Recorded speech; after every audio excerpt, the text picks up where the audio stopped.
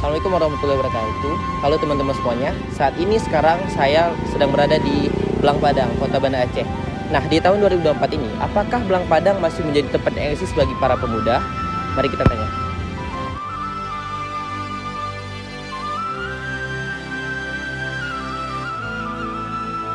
Seram Mekah nang rusuhada ujung Sumatera.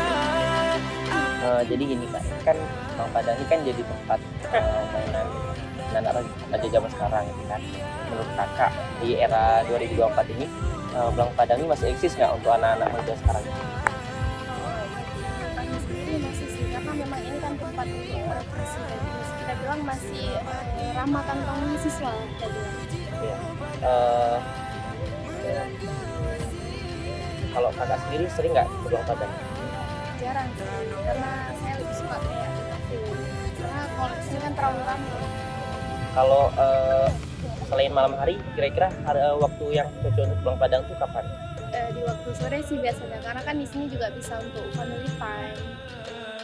Getanya anak muda, bentar cepu bentar curi. Perjuangan si gelombang lima sago terpucut alih dari perang gunung kapur. Perjuangan bermental banyak. Boleh tahu Kak, Kakak ini di sini sebagai mahasiswa atau memang penduduk lokal gitu?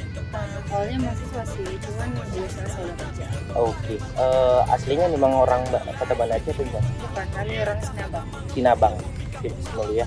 Kalau boleh tahu Kak, sebagai orang yang sering ke Belang Padang atau bukan? Nggak terlalu sering sih, cuma ada lah kesini kayak malam ini kan.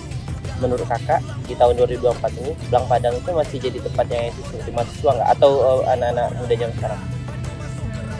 Menurut saya kalau untuk mahasiswa udah kurang sih, karena sekarang kan lebih banyak anak-anak, Ya. lebih banyak kayak tempat-tempat ini kan udah banyak permainan game-game gitu kan.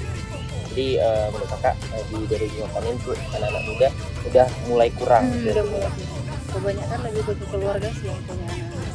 Tapi secara penilaian, Belang Padang ini masih tempat yang cocok juga untuk bermain. Masih.